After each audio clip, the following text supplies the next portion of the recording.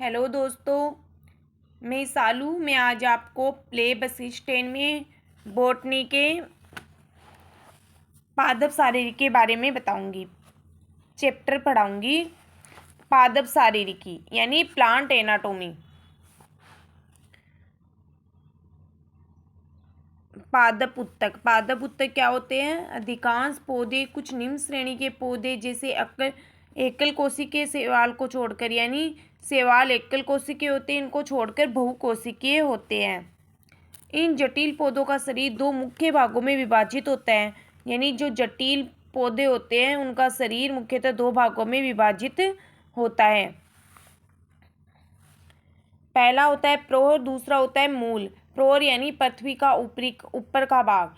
प्रोर क्या होता है? पृथ्वी का ऊपर का भाग। जैसे पृथ्वी का ऊपर भाग में तना आ जाता है, पत्तियां और पुष्प, ये सब इसमें शामिल होते हैं प्रोहर में। और मूल यानी पृथ्वी के नीचे का भाग, जो पौधों को स्थिरता प्रदान करता है और पोषक तत्व प्रदान करता है। प्रोहर और मूल विभिन्न प्रकार के ऊतकों से बने होते हैं जो पौधों की संरचना और कार्य को संचालित करते हैं। उत्तक यानी टिश्यू समान रचना, उत्पत्ति और कार्य वाली कोशिकाओं का समूह होता है। उत्तक क्या होते हैं? समान रचना, उत्पत्ति और कार्य वाली कोशिकाओं का समूह होते हैं। ऊतकों के अध्ययन को क्या कहा जाता है? हिस्टोलॉजी कहा जाता है। पादप ऊतकों के प्रकार। विकास और कार्य के आधार पर पादप ऊतक दो प्रकार के होते हैं। विभोजतकी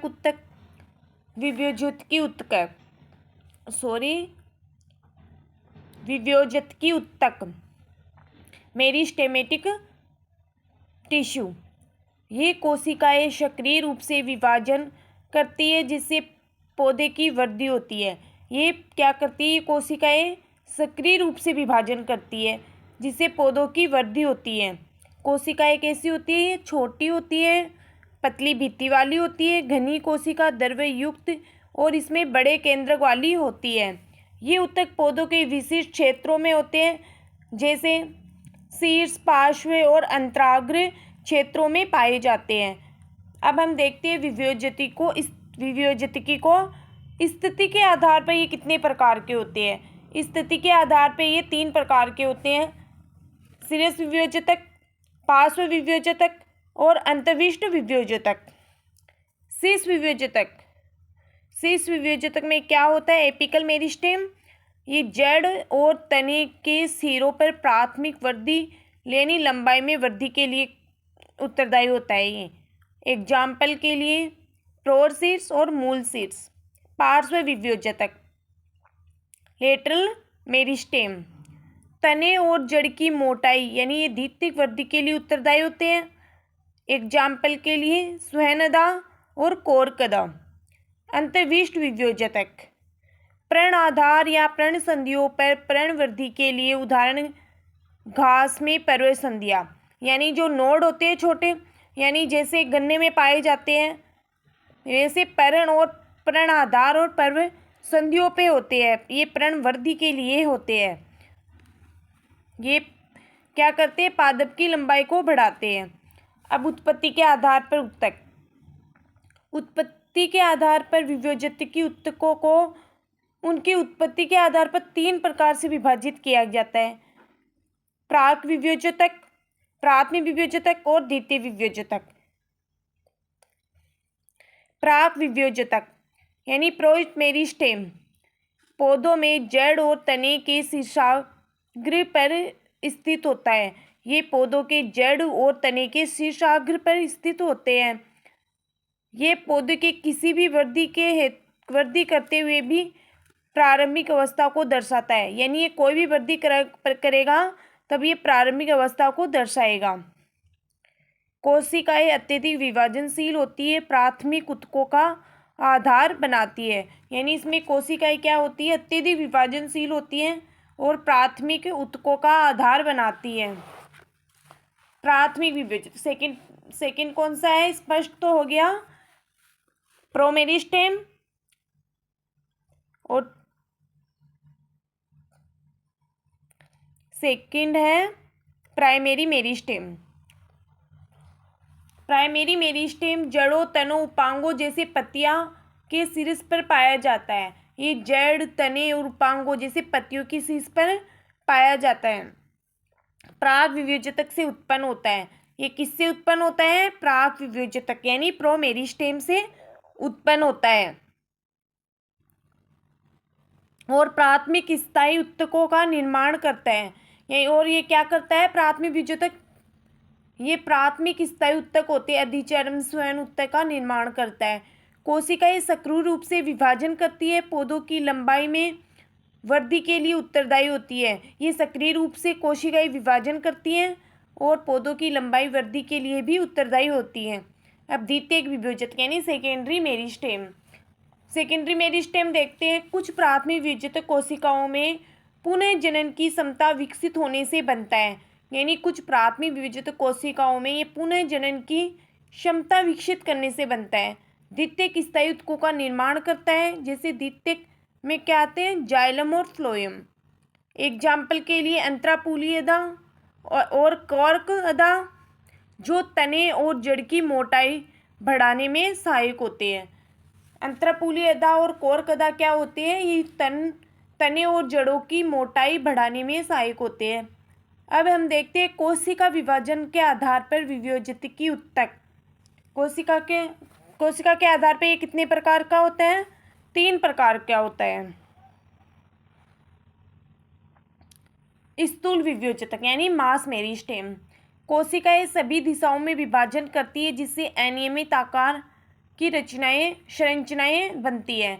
यानी स्थूल विभेजक में क्या होता है? ये कोशिकाएं सभी दिशाओं में विभाजन करती है।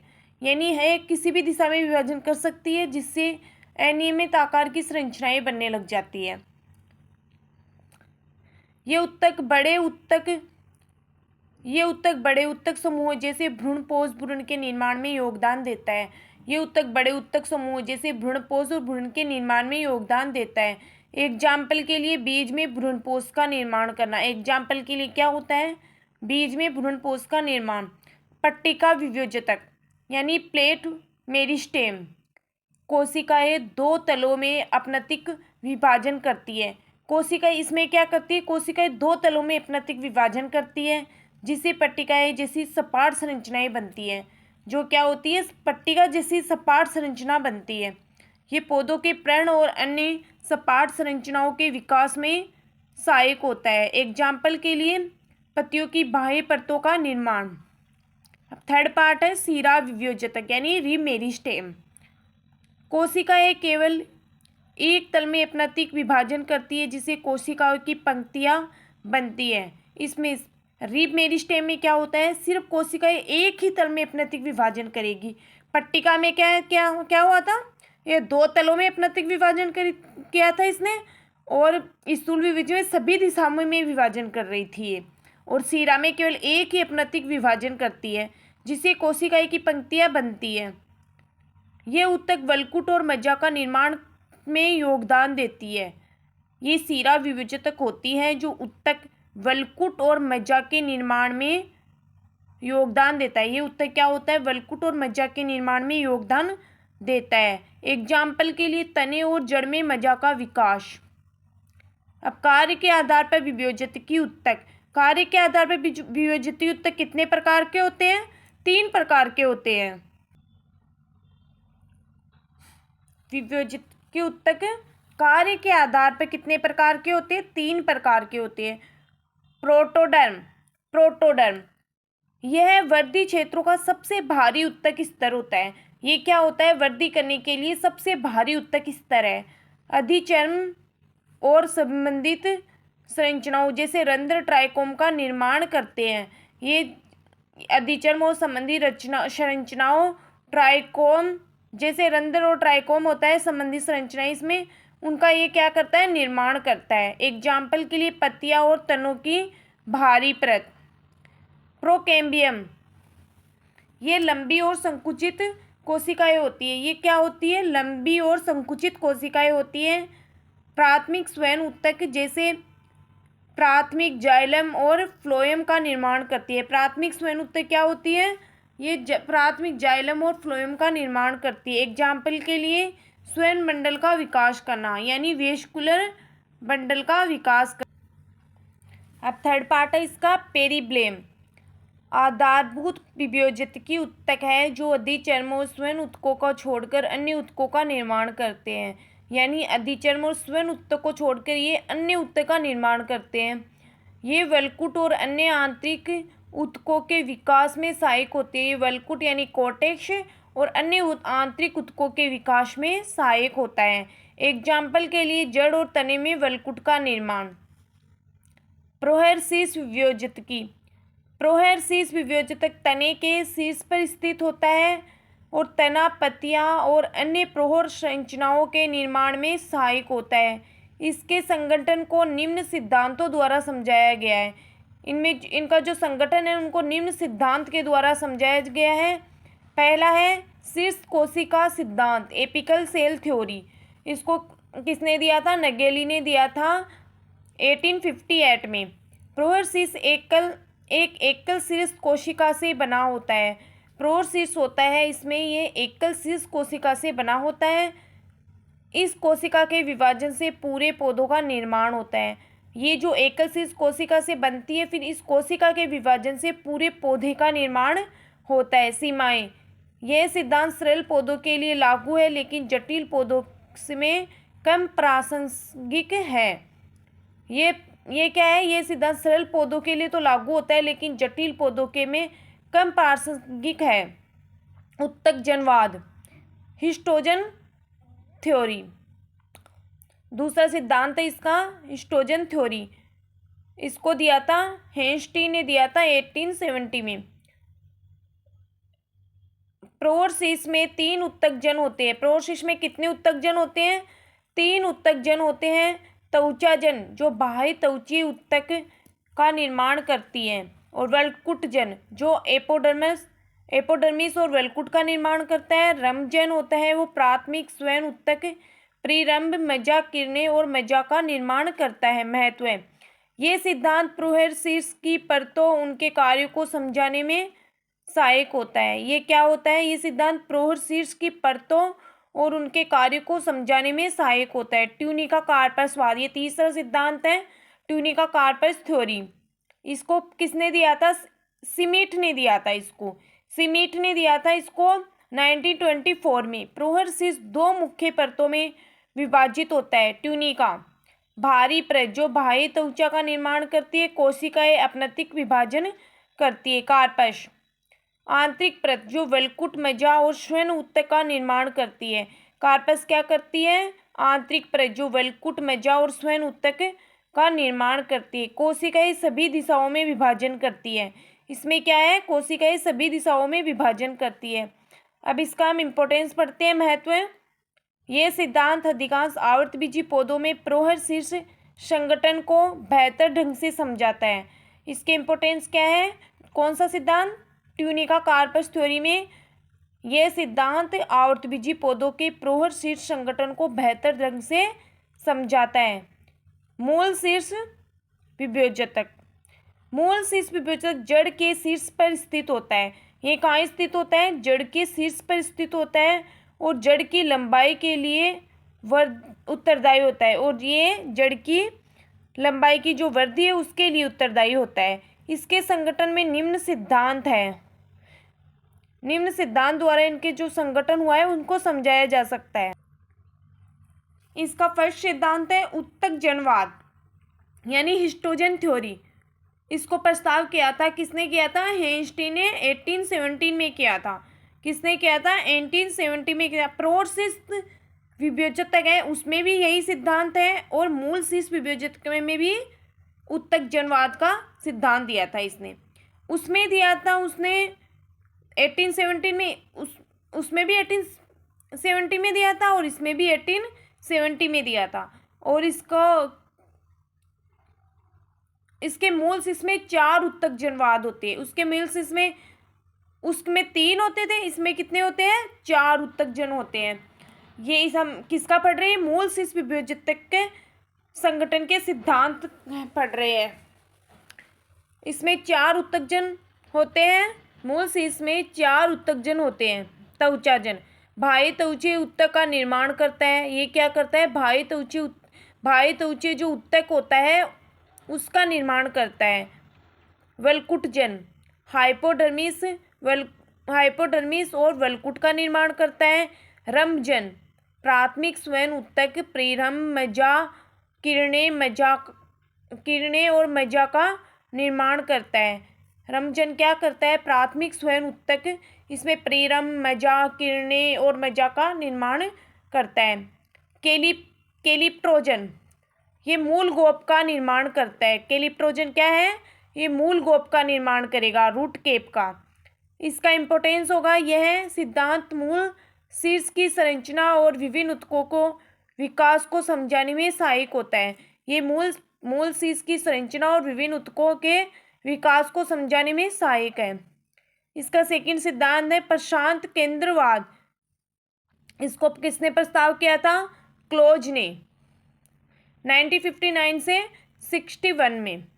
मूल शीर्ष में प्रशांत केंद्र होता है जो मूल गोप और सक्रिय विभेदित की कोशिकाओं के बीच स्थित होता है। ये किसके बीच होता है? मूल गोप और सक्रिय विभेदित की कोशिकाओं के बीच होता है, स्थित होता है। इस क्षेत्र में कोशिकाएं कम विभाजन करती है। इस क्षेत्र में क्या है? प्रशांत केंद्रवाद में कोशिकाएं कम विभाजन करेगी और संरक्षित विभाजक के रूप में कार्य करती है। कम विभाजित होकर ये संरक्षित विभाजक के रूप में कार्य करती है। इन कोशिकाओं में डीएनए प्रोटीन की मात्रा कम होती है। इसमें क्या है? डीएनए और प्रोटीन की मात्रा कम होती है। माइटोकॉन्ड्रिया अंतःपंदरीय जालिका आदि कम विकसित होती है। माइटोकॉन्ड्रिया अंतःपंदरीय जालिका ये क्या होती है? कम विकसित होती है। इसका इम्पोर्टेंस है, प्रशांत केंद्र जड़ की मरम्मत और पुनर्जनन में महत्वपूर्ण भूमिका निभाता है। ये क्या करता है? प्रशांत केंद्र जड़ की मरम्मत और पुनर्जनन में महत्वपूर्ण भूमिका निभाता है। अब तीसरा सिद्धांत है कॉपर-केपेवाद। इसको किसने दिया था? शूप ने दिया था 1917 में। मूल शीर्ष दो भागों में विभाजित होता है। कॉर्पर आंतरिक क्षेत्र जो जड़ के मुख्य शीर्ष यह आंतरिक क्षेत्र होता है जो जड़ के मुख्य शरीर वल्कुट स्वयं ऊतक का निर्माण करते हैं। क्या होते हैं? ये जो मुख्य शरीर होता है उसमें वल्कुट स्वयं ऊतक का निर्माण करता है। केपे बाहरी क्षेत्र जो मूल गोप का निर्माण करता है। केपे में क्या होता है? भारी क्षेत्र होता है मूल गोप का, ये उसका निर्माण करेगा। कोशिकाएं विशिष्ट विभाजन पैटर्न टी विभाजन के माध्यम से इन क्षेत्रों का निर्माण करती है। महत्व है, इसके इम्पोर्टेंस देखते हैं। कॉपर-केपेवाद का यह सिद्धांत मूल शीर्ष के संगठन मूल गोप के विकास को समझाने में सहायक होता है। ये किसको समझाने में सहायक होता है? मूल शीर्ष के संगठन मूल गोप के विकास को समझाने में सहायक है। स्थायी ऊतक परमानेंट टिश्यू, पहले कौन सा था? विभेदित ऊतक, अब दूसरा कौन सा आ गया? स्थायी ऊतक।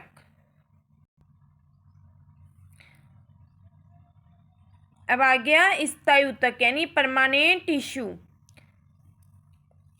ये कोशिकाएं विभेदित ऊतकों से उत्पन्न होती है और विभाजन की क्षमता खो देती है। ये क्या हो? ये कोशिकाएं विभेदित की ऊतकों से तो उत्पन्न होती है और विभाजन के बाद इसकी क्षमता को खो देती है। ये पौधों के विशिष्ट कार्यों जैसे सहारा स्वयं भोजन संग्रहण के लिए परिपक्व होती हैं। जैसे घास के पर्व, इंटरनोड, इक्विसिटम के तने के आधार, पोदीने की पर्व संधियां नोड्स के नीचे होती है। ये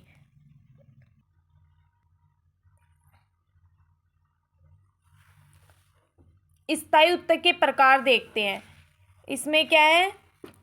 फर्स्ट है सरल स्थायी ऊतक यानी सिंपल परमानेंट टिश्यू। सरल स्थायी ऊतक एक प्रकार की कोशिकाओं से बने होते हैं जो विशिष्ट कार्य करते हैं। ये क्या है? सरल स्थायी ऊतक एक स्थायी ऊतक एक प्रकार की कोशिकाओं से बने होते हैं जो विशिष्ट कार्य करते हैं। ये निम्नलिखित प्रकार के हैं। फर्स्ट है इसमें मर्दूतक यानी पेरेनकाइमा। कोशिकाओं की संरचना इसमें पेरेनकाइमा में क्या होता है? कोशिकाओं की संरचना कैसी होती है? समव्यासी जीवित कोशिकाएं होती हैं, पतली भित्ति युक्त, अंडाकार, गोल या बहुभुजी आकार की होती है। अंतरकोशीय अवकाश अधिक विकसित होता है।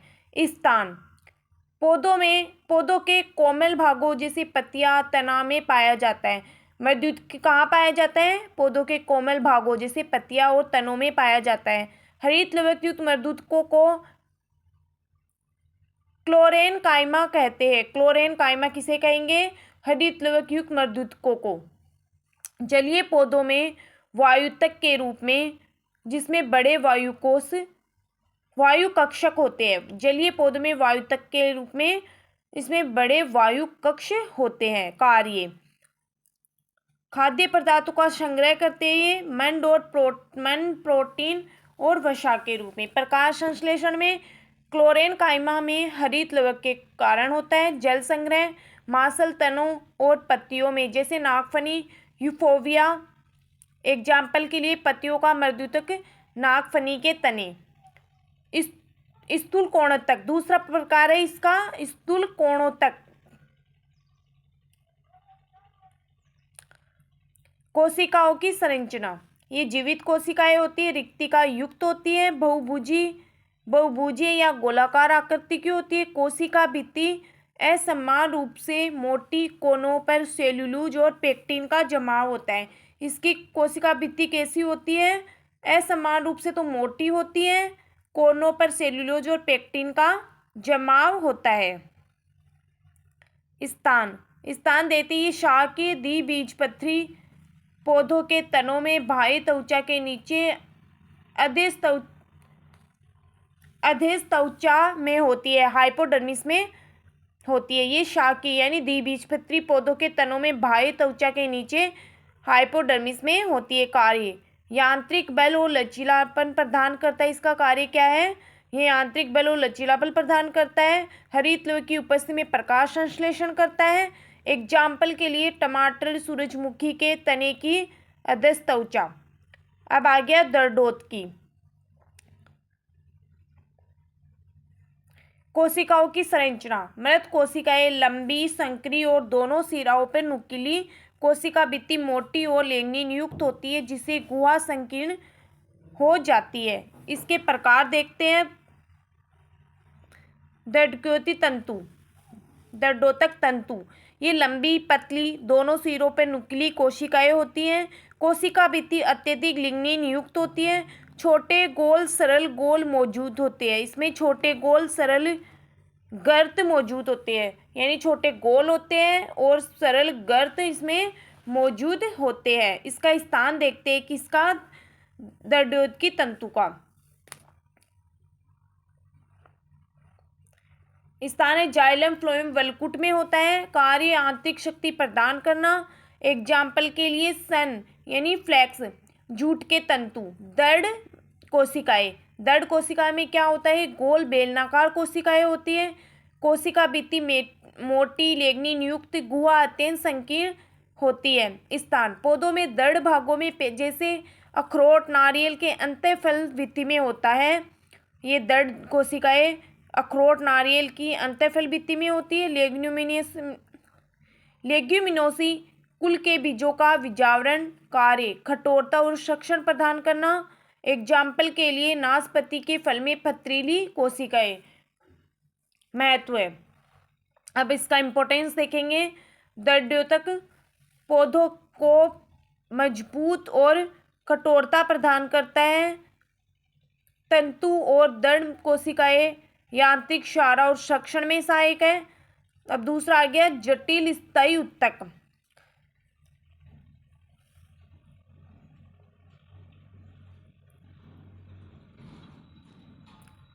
पहला कौन सा था? सरल स्थायी उत्तक। अब दूसरा आ गया जटिल स्थायी उत्तक, कॉम्प्लेक्स परमानेंट टिश्यू। और फर्स्ट था सिंपल परमानेंट टिश्यू। अब कॉम्प्लेक्स परमानेंट टिश्यू, यह जटिल उत्तक एक से अधिक प्रकार की कोशिकाओं से बनते हैं। जटिल उत्तक क्या होते हैं? एक से अधिक प्रकार की कोशिकाओं से बनते हैं और पौधों में श्वसन के लिए उत्तरदायी है। ये पौधों में श्वसन के लिए उत्तरदायी है। ये दो प्रकार के होते हैं, जाइलम और फ्लोएम। जाइलम में क्या होता है? इसका कार्य, जाइलम का कार्य है मृदा में जल और खनिज लवणों का श्वसन करता है। ये अवयव वाहिनिकाएं। वाहिनिकाएं कैसी होती है इसमें, ये लंबी, मृत, लंबी, नलिकाकार, दोनों सिरों पर पतली होती है। इसकी कोशिका भित्ति लिग्निन युक्त, स्थूलन, सर्पिलाकार, वलयाकार, सोपानवत, जालिकावत गिरती होती है। कार्य क्या है इसका, जल और खनिज स्वयं, यांत्रिक सहारा, वाहिकाएं। पहली ये वाहिनिकाएं, सेकेंड है इसका अवयव वाहिकाएं। ये मृत, बेलनाकार, छिद्रित सिरों वाली अनेक कोशिकाओं से बनी लिग्निन युक्त भित्ति, स्थूलन, सर्पिलाकार, वलयाकार, सोपानवत, जालिकावत गिरती। इसकी उपस्थिति कहाँ होती है, आवर्तबीजी में टेरिडोफाइट्स और अनावर्तबीजी में अनुपस्थित होती है। आवर्तबीजी में तो आवर्तबीजी में पाई जाती है, अनावर्तबीजी में अनुपस्थित होती है। इसका कार्य है जल और खनिज सोहन करना। तीसरा अवयव है काष्ठ तंतु, वुड फाइबर्स। मृत, लंबी, नुकुली, मोटी, लिग्निन युक्त भित्ति, घृत युक्त। कार्य, इसका कार्य के यांत्रिक सहारा प्रदान करती है। काष्ठ मर्द्युतिक, ये चौथा अवयव आ गया काष्ठ वुड पेरेनकाइमा। जीवित साधारण मर्द्युतिकी कोशिकाएं भित्ति जाइलम में अधिक होती है। ये कार्य क्या है, भोज्य पदार्थ संग्रह करती है। ये जल स्वहन और मजबूत के लिए आवश्यक होती है। ये क्या है, जल स्वहन और मजबूत के लिए आवश्यक होती है। फ्लोएम, फ्लोएम के कार्य क्या है, पत्तियों से भोजन कार्बनिक पदार्थ का शोषण करना, यानी भोज्य स्वाहिक उत्तक अवयव। इसके फ्लोएम के अवयव क्या है, चालनी अवयव। लंबी, नलिकाकार, पतली सेल्यूलोज भित्ति होती है। इसमें अनुप्रस्थ भित्तियों में छिद्र होते, चालनी पट्टिकाएं। परिपक्व अवस्था में अकेंद्रीय, परिपक्व अवस्था में क्या होती है, अकेंद्रीय यानी इनन्यूक्लिएट होती है। प्रकार, आवर्तबीजी में चालनी नलिकाएं टेरिडोफाइट्स और अनावर्तबीजी में चालनी कोशिकाएं। सर्दियों में केलोस जमाव से छिद्र बंद हो जाते हैं, यानी सर्दियों में इसमें जो छिद्र होते हैं उसमें केलोस के जमाव से वह छिद्र बंद हो जाते हैं। इसका कार्य है भोजन स्वहन करना। सह कोशिकाएं जीवित, लंबी, संकरी, बड़ा केंद्रक युक्त होती है। उपस्थिति है इसकी आवर्तबीजी में चालनी नलिकाओं के साथ, अनावर्त और निम्न पौधों में अनुपस्थित होती है। कार्य, चालनी नलिकाओं को भोजन स्वहन में सहायता करता है। अब तीसरा अवयव है फ्लोएम मर्दूतक। ये जीवित, लंबी, चौड़ी कोशिकाएं होती हैं। एक बीजपत्री पौधों के तनों में अनुपस्थित होती है। इसका कार्य भोजन संग्रह स्वहन में सहायता। फ्लोएम तंतु, ये मृत, लंबी, संकरी, मोटी, लिग्निन युक्त भित्ति, साधारण घृत युक्त। कार्य है इसका यांत्रिक सहारा, रस्सी और धागा निर्माण। महत्व है, भोजन स्वयं संरचनात्मक सहारा प्रदान करता है।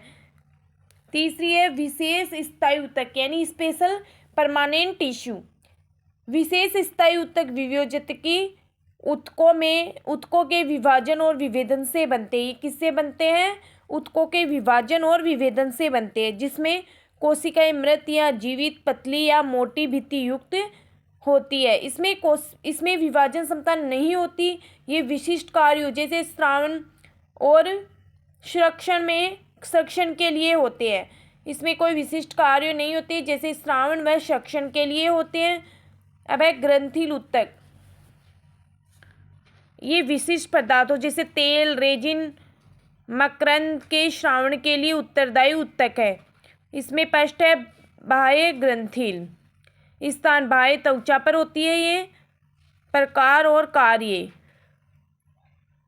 दंसन रोम विषैले पदार्थ स्राव करते हैं, जैसे उदाहरण है बिच्छू पौधा। मकरंद कोश शर्करा युक्त मकरंद स्रावित करते हैं। एग्जाम्पल के लिए पुष्पों में मकरंद ग्रंथियाँ।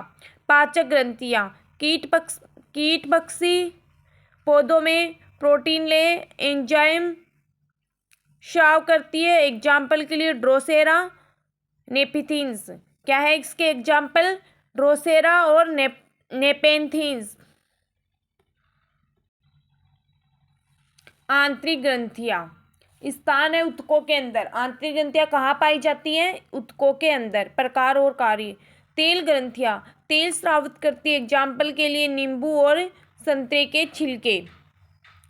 श्लेष्मक ग्रंथियाँ श्लेष्मक पदार्थ स्रावित करती है, एग्जाम्पल पान की पत्तियाँ। रेजिन टेनिन ग्रंथियाँ रेजिन और टेनिन स्राव करती है, एग्जाम्पल के लिए पाइनस। हाइडेथोड जल स्रावण के लिए होती है, एग्जाम्पल के लिए टमाटर, कोलोकेशिया। रबरसीरी ऊतक, इसकी परिभाषा है, डेफिनेशन, रबरसीर स्रावित करने वाला ऊतक जो सफ़ेद या पीले गाढ़े तरल से भरा होता है। क्या है ये? सफ़ेद और पीले गाढ़े तरल से भरा रहता है। क्या? रबरसीरी ऊतक। प्रकार। रबरसीरी कोशिकाएं ये लंबी होती है, पतली भित्ति युक्त होती है, बहुकेंद्र की जीवित कोशिकाएं होती है, स्वतंत्र इकाइयों के रूप में वह शाखित होती है, एग्जाम्पल के लिए यूफोर्बिया, मदार, केनर।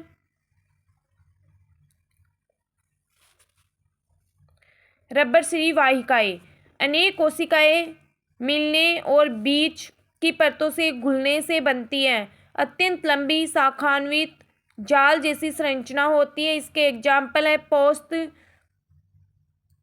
सोनकैस, रबर, आर्जिमोन। कार्य। रबरसीर का संग्रह श्रावण जो पौधों को कीटों और रोगों से बचाता है। स्वहनपुल स्वहनपुल कैम्बियम सहित या कैम्बियम रहित जाइलम तथा फ्लोएम का बना होता है। कैम्बियम युक्त स्वहनपुल खुले जबकि कैम्बियम रहित स्वहनपुल बंद कहलाते हैं। जब प्रोटोजाइलम मध्य भाग की ओर, मेटाजाइलम बाहर की ओर होता है तो इसे अपकेंद्र जाइलम तथा यह अवस्था एंडार्क कहलाती है। जब प्रोटोजाइलम बाहर की ओर तथा मेटाजाइलम केंद्र की ओर होती है तो इसे सेंट्रीपिटल तथा यह अवस्था एक्सार्क कहलाते हैं।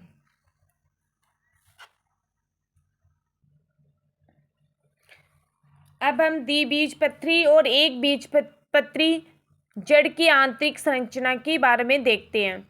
इसकी संरचनात्मक विशेषताएं देखते हैं। द्विबीजपत्री एक तरफ जड़ है, दूसरी तरफ एक बीजपत्री है जड़ है, दूसरी तरफ द्विबीजपत्री जड़ है।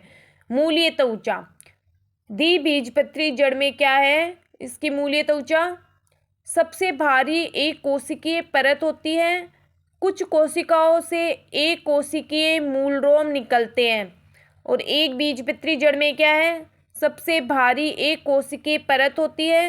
असंख्य व एक कोशिकीय मूलरोम युक्त होती है ये। इसमें द्विबीजपत्री जड़ में क्या होते हैं? उपचरम अनुपस्थित होते हैं और इसमें भी एक बीजपत्री में भी उपचरम अनुपस्थित होते हैं। वल्कुट कॉर्टेक्स मर्दूतक कोशिकाओं से बना होता है। इसका द्विबीजपत्री में क्या है? मर्दूतक कोशिकाओं से बना होता है। इसका भी एक बीजपत्री का भी मर्दूतक कोशिकाओं से ही बना होता है। अंतरकोशिकीय अवकाश युक्त होता है और इसमें भी अंतरकोशिकीय अवकाश युक्त होता है। मूलीय त्वचा से अंतःत्वचा तक फैला रहता है। ये भी मूलीय त्वचा से अंतःत्वचा तक फैला रहता है। मंड संचित रहता है, इसमें भी मंड संचित। अंतःत्वचा एंडोडर्मिस यानी द्विबीजपत्री जड़ के एंडोडर्मिस में क्या है? वल्कुट सबसे आंतरिक परत है और इसकी वल्कुट सबसे आंतरिक, इसकी भी सबसे आंतरिक परत है और इसकी भी वल्कुट सबसे आंतरिक परत है। रंभ को घेरती है और ये क्या है? केस्पेरियन पट्टिका और पत्र कोशिकाएं युक्त होती है और इसमें क्या है? केस्पेरियन पट्टिका युक्त है। ये भी केस्पेरियन पट्टिका युक्त है। प्रोटोजाइलम के सामने पत्र कोशिकाएं होती है, इसमें रंभ को घेरती है ये। परिरंभ में द्विबीजपत्री में अंतःत्वचा नीचे मर्दूतक कोशिकाओं की परत होती है और ये भी अंतःत्वचा के नीचे और मर्दूतक की परत होती है। और पार्श्व जड़ें उत्पन्न ये पार्श्व परिरंभ में द्विबीजपत्री में पार्श्व जड़ें उत्पन्न करती है और कुछ स्थानों में दर्दोतक के समूह होते हैं। पार्श्व जड़ें उत्पन्न करती है, ये भी पार्श्व जड़ें उत्पन्न करती है। अब है श्वेनपुल, एक द्विबीजपत्री और एक बीजपत्री के श्वेनपुल देखते हैं। ये एरी अवस्था में होती है, ये एरी व्यवस्था होती है इसमें, इसकी भी एरी व्यवस्था होती है। जाइलम की एक शार्क अवस्था होती है और इसमें जाइलम की एक शार्क और पोलियार्क अवस्था होती है। इसकी तो एक शार्क अवस्था ही होती है और इस एक बीजपत्री की एक शार्क और पोलियार्क अवस्था दोनों होती है। श्वेनपुल की संख्या 2 से 6 होती है इसमें, और इसमें श्वेनपुल की संख्या 6 से अधिक होती है। अनुपस्थिति या बहुत अब मज्जा देखते हैं इसमें। पित्त देखते हैं द्विबीजपत्री जड़ में कैसे होगी, एक बीजपत्री जड़ में इसकी आंतरिक संरचना में पित्त कैसी होती है। द्विबीजपत्री में पित्त की संरचना होती है वो अनुपस्थित होती है, और या होती है तो बहुत ही कम होती है। अब एक बीजपत्री में केंद्रीय पूर्ण विकसित होती है, मर्दूती की कोशिकाओं से बना होता है ये पित्त, और मर्दूती कोशिकाओं से बना होता है, और मंड कर्ण युक्त होता है। इसमें मंड क्या होता है, कर्ण युक्त होता है। ये एक बीजपत्री की संरचना है, ये द्विबीजपत्री की संरचना है जो इसमें दिया गया है। अब देखते हैं द्विबीजपत्री और एक बीजपत्री तने की आंतरिक संरचना। इतनी देर देख रहे थे हम जड़ की आंतरिक संरचना, अब देखते हैं तने की आंतरिक संरचना। बाह्य त्वचा, अब बाह्य त्वचा में द्विबीजपत्री तने और एक बीजपत्री तना देखते हैं। बाह्य त्वचा में क्या है, द्विबीजपत्री तने में ये सबसे भारी एक कोशिकीय परत है, और इसमें भी ये एक बीजपत्री में भी सबसे भारी एक कोशिकीय परत है। उसकी उपत्वचा मौजूद होती है, इसमें भी उपत्वचा मौजूद होती है। बहुकोशिकीय रोम और रंध्र उपस्थित होते हैं, और एक बीजपत्री तने में क्या होते हैं, रंध्र उपस्थित होते हैं, लेकिन बाह्य त्वचीय रोम अनुपस्थित होते हैं। अब देखते हैं वल्कुट, कोर्टेक्स में द्विबीजपत्री और एक बीजपत्री तने की आंतरिक संरचना में देखते हैं। बाह्य त्वचा के नीचे 3 से 5 परतें होती है, यानी 3 से 5 तक इसमें परत पाई जाती है। और अधस त्वचा में एक बीजपत्री में अधस त्वचा में क्या होती है, 2 से 4 परत होती है। 3 भागों में विभक्त होती है, और ये दर्दोतकी मोटी और लिग्निन युक्त होती है। वल्कुट द्विबीजपत्री तने की संरचना में 3 प्रकार की होती है, अधेश त्वचा, सामान्य वल्कुट और अंतःत्वचा। अधेश त्वचा में क्या होता है, हरितलवक युक्त स्थूल कोणतक, और सामान्य वल्कुट में मर्दूतक अंतरकोश के अवकाश युक्त होता है। अंतःत्वचा में क्या होता है, ढोलक आकार की कोशिकाएं स्टार्च कण और केस्पिरियन पट्टिका युक्त होती है, यानी ढोलक आकार की कोशिकाएं स्टार्च कण और केस्पिरियन पट्टिका युक्त होती है। अंतरकोश के अवकाश अनुपस्थित, इसमें एक बीजपत्री में क्या होते हैं, अंतरकोश के अवकाश अनुपस्थित होते हैं। अंतःत्वचा और सामान्य वल्कुट का अभाव यानी कमी पाई जाती है। अब देखते हैं भ्रण ऊतक। भ्रण ऊतक द्विबीजपत्री तने में देखते हैं अलग से परिभाषित नहीं है, द्विबीजपत्री में ये अलग से परिभाषित नहीं है, वल्कुट और मज्जा के रूप में मौजूद है। जबकि एक बीजपत्री तने की संरचना में मर्दूती की कोशिकाओं से बना होता है। श्वेनपुल इसमें बिखरे रहते हैं, श्वेनपुल इसमें क्या है, बिखरे हुए रहते हैं। अब परिरम पेरिसाइकिल देखते हैं। द्विबीजपत्री में अंतःत्वचा के नीचे होते हैं मर्दूतक और दृढ़ के एकांतर समूह होते हैं। दर्दोतक और फ्लोएम के समूह को कठोर बास्ट कहते हैं, हार्ड बास्ट कहते हैं। दर्दोतक और फ्लोएम के समूह को क्या कहा जाता है, हार्ड बास्ट कहा जाता है। जबकि एक बीजपत्री तने में ये परिभाषित नहीं है भ्रण ऊतक का हिस्सा। श्वेनपुल वेस्कुलर बंडल, द्विबीजपत्री में वेस्कुलर बंडल क्या होता है, घेरे में व्यवस्थित होता है, और एक बीजपत्री में क्या होता है, भ्रण ऊतक बिखरे हुए होते हैं। द्विबीजपत्री में वेस्कुलर बंडल संयुक्त बहिफ्लोएमी खुला एंड डार्क होता है, और इसमें संयुक्त बहिफ्लोएमी बंद एंड डार्क जाइलम होता है। फ्लोएम द्विबीजपत्री में फ्लोएम मर्दूतकी मौजूद होता है, जबकि एक बीजपत्री में यह अनुपस्थित होता है। फ्लोएम मर्दूतक, एक बीजपत्री में दंडोतक कोशिकाओं में बने मूलाच्छाद से घेरे रहते हैं इसी बंडल। मेजापिथ, पिथ देखते हैं। द्विबीजपत्री तने की आंतरिक संरचना में ये केंद्रीय मर्दूतकी कोशिकाओं से बना होता है। खाद्य पदार्थ मंड का संचय करते हैं और इसमें एक बीजपत्री तने की आंतरिक संरचना में परिभाषित नहीं है। ये भरण का हिस्सा, इसमें भरण ऊतक का ये हिस्सा है। अब इसमें एक बीजपत्री पादप तने की अनुप्रस्थ काट की संरचना दी गई है और दूसरी तरफ द्विबीजपत्री पादप तने की अनुप्रस्थ काट की संरचना दी गई है। अब देखते हैं पृष्ठधारी और समृद्धि पार्श्विक पत्ती की आंतरिक संरचना। इसमें आंतरिक संरचना में देखते हैं पहले तो बाह्य त्वचा द्विबीजपत्री पादप में कैसी होती है, एक बीजपत्री पादप में कैसी होती है। इसमें पृष्ठ में क्या है, बाह्य त्वचा। ऊपरी बाह्य त्वचा एक कोशिकीय उपत्वचा युक्त होती है। हरित लवक और रंध्र कम या अनुपस्थित होते हैं और इसमें दोनों सतहों और निचली पर एक कोशिकीय उपत्वचा और रंध्र युक्त होते हैं। बाहरी सतह पर बुलीफॉर्म कोशिकाएं, बड़ी कोशिकाएं होती हैं। निचली, इसमें द्विबीजपत्री में क्या है, निचली बाह्य त्वचा एक कोशिकीय रंध्र युक्त द्वारा कोशिकाओं में हरित लवक मौजूद होते हैं और इसमें मौजूद तो वाष्प, इसमें बाहरी सतह पर बुलीफॉर्म कोशिकाएं यानी बड़ी कोशिकाएं मौजूद है जो वाष्पोत्सर्जन को नियंत्रित करती है, जो वाष्पोत्सर्जन को क्या करती है, नियंत्रित करती है। अब देखते हैं पर्णमध्योतक। ये दो प्रकार की होती है, द्विबीजपत्री में और एक बीजपत्री पादप में। खम और स्पंजी उत्तक में भिन्नता नहीं है। ये दो द्विबीजपत्री में कि दो प्रकार की होती हैं, खम मर्दूतक और स्पंजी मर्दूतक। खम मर्दूतक में क्या होती हैं, लंबी हरित लवक युक्त कोशिकाएं अंतरकोशिकीय अवकाश रहित होती हैं और स्पंजी मर्दूतक में गोलाकार अंडाकार हरित लवक युक्त बड़े अंतरकोशिकीय अवकाश युक्त होती है कोशिकाएं।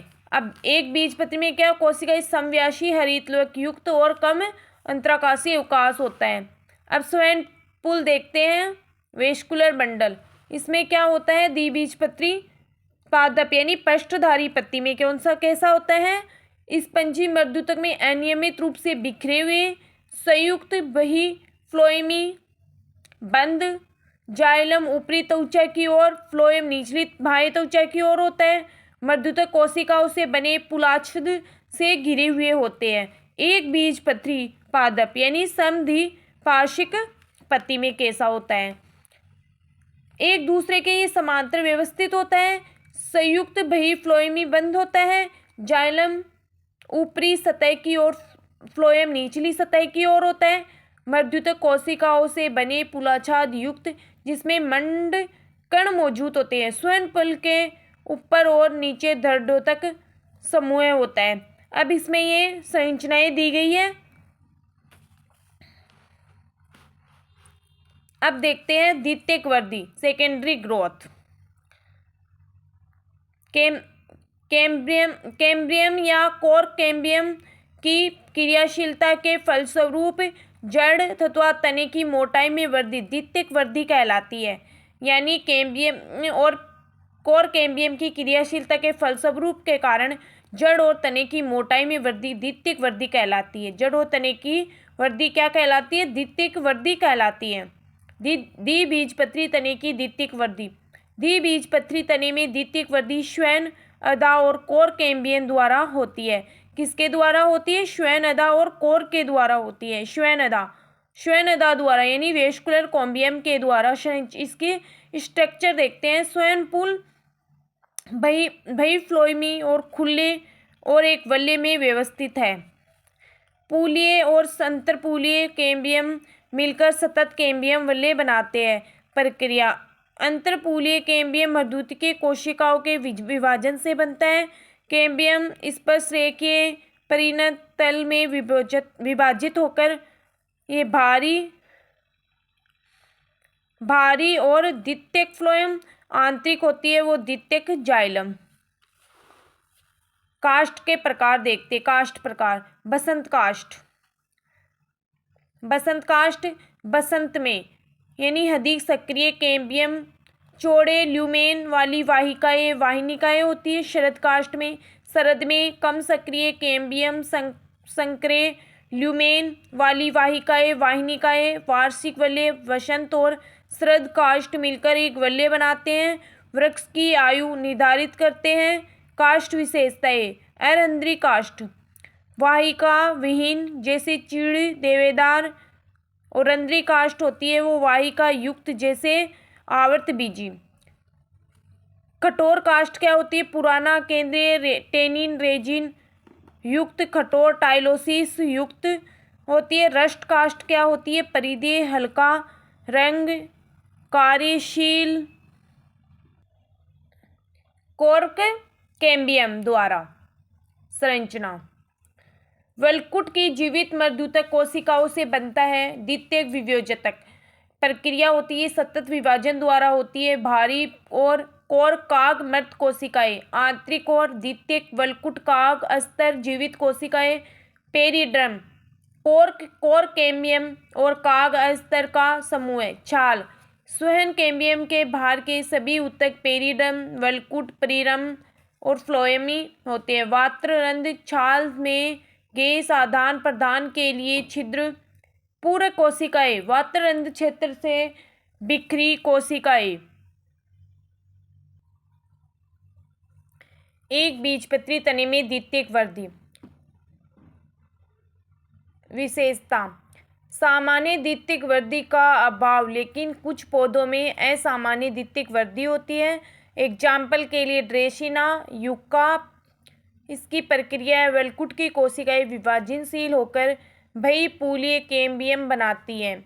निर्माण बाहरी और मर्दूतक कोशिकाएं, आंतरिक और संयोजी ऊतक और द्वितीयक श्वैनपुल।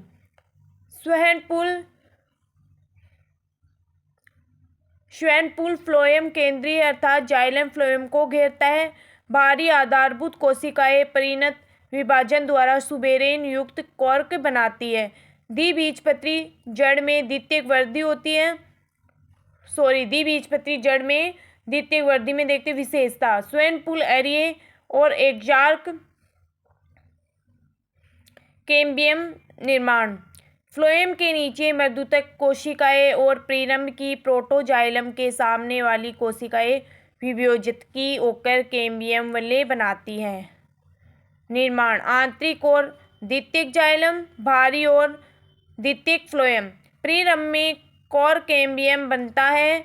बाहरी और कॉर्क काग मृत कोशिकाएं, आंतरिक और द्वितीयक वलकुट काग अस्तर जीवित कोशिकाएं।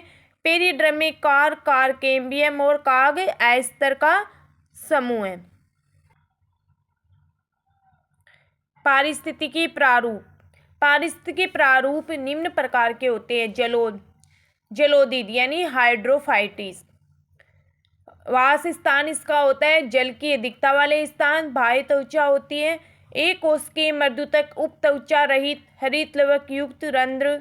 जल निमग्न में अनुपस्थित। तेरक में ऊपरी सतह पर जल, स्थलीय में दोनों सतहों पर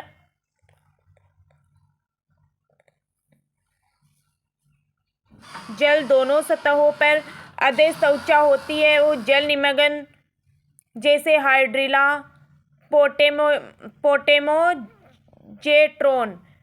पोटेमोजेट्रॉन में अनुपस्थित होती है। तेरक जल स्थलीय में मर्दूतक हो या स्थूल कोणोत्तक होता है। वलकुट वायु गुहिकाओं युक्त वायुतक पर्णमध्योतक।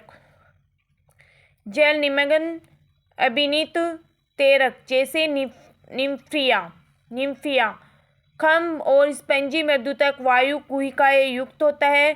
स्वयंपुल कम विकसित द्वितीयक वृद्धि अनुपस्थित होती है। कार्य तैरने, जल संग्रह, गैस विनिमय में सहायता करता है। मरुद्भिद वास स्थान कहाँ होता है इसका? शुष्क क्षेत्रों में होता है। वास स्थान इनका शुष्क क्षेत्र होते हैं, वहां पे होता है ये मरुद्भिद।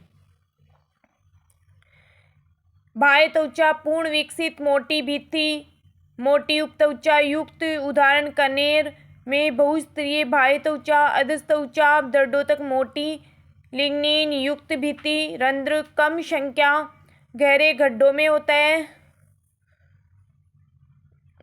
कम संख्या में होते हैं गहरे गड्ढों में। पर्णमध्योतक खम्भ और स्पंजी मर्दूतक में भिन्न होते हैं, कम अंतरकोश के अवकाश पाए जाते हैं। वलकुट मर्दूतक और कम अंतरकोश के अवकाश।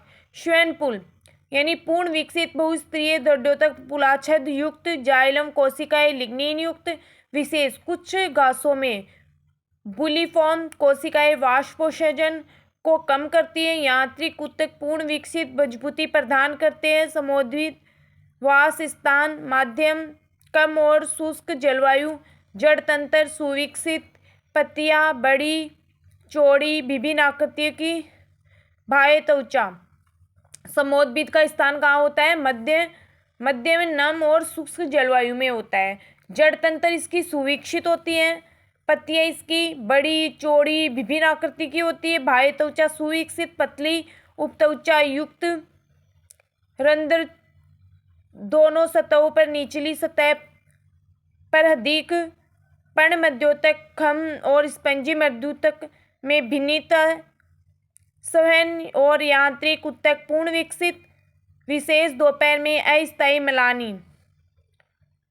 कार्य इसका सामान्य वृद्धि और प्रकाश संश्लेषण।